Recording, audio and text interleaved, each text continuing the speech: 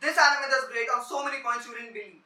If you're an anime otaku, this is a must watch for you because this creates a sense of completeness of all your berserk things, and it creates a sense of calmness when you see this anime. So let's kill the review. I'm sorry, I cannot kill the puns.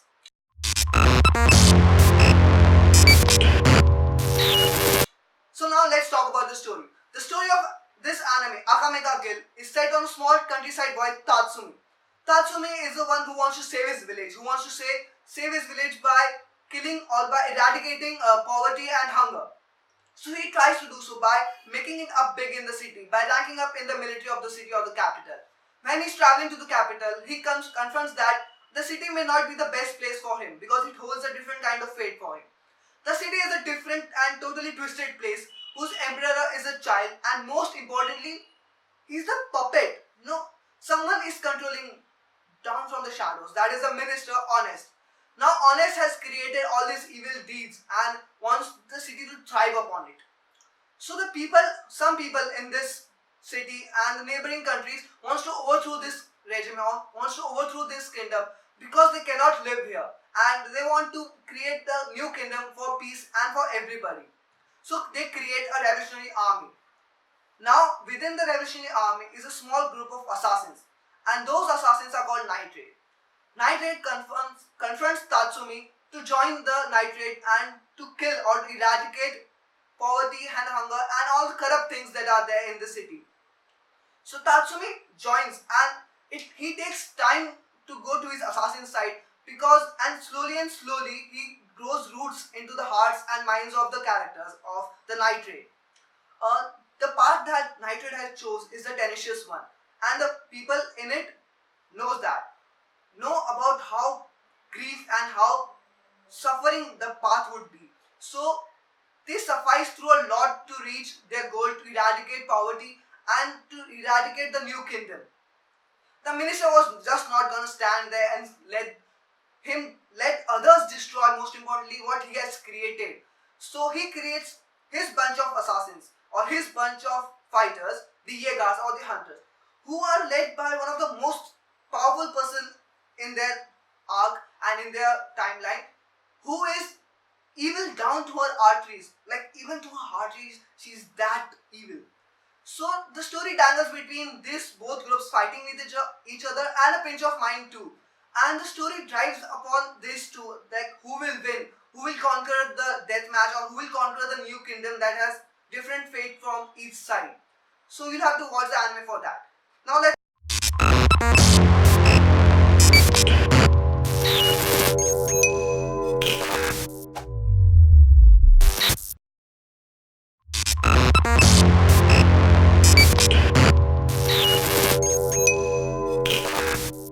talk about characters. You have your good guys, bad guys who are basically good guys, and your rival. I guess the writer had hots for having a partner because each and every character is entitled to have a rival of equal or more caliber. The character placement and character justification is on point. You do not feel left out for the characters because each of them has a past that drives them to make certain decisions and drive you to root for them. Maybe Tatsumi, Labok, or anybody. Now let's meet the Nitrate. Tatsumi, your countryside badass. Leone is a person who can, you can share your drink with and talk about, but you might have to watch out for your wallets. Then you have Mine, who is the person who would make fun of you, even eat your own lunch. But she's one of the characters who has developed a lot through the course of the anime. You have Akame. Akame is one of those silent assassins. You do not talk much, but deep down is emotionally weaker than you think. Dalut is a military badass, and Labok, your important pervert. Then you have Shelly, who is a very small and a very shy kind of person, but very calm when it comes to killing. The boss, who is the boss who decides or who drives the squad. And there are two other additions which I want to talk about.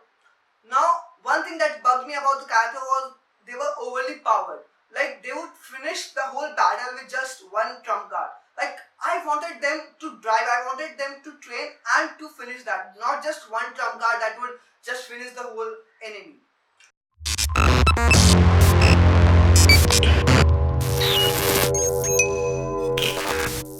So now let's talk about animation.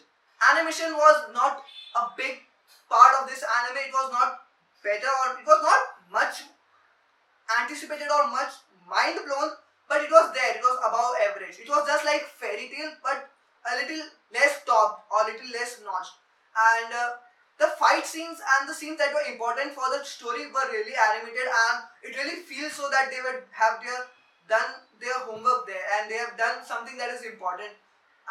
And they think that animation was really important here.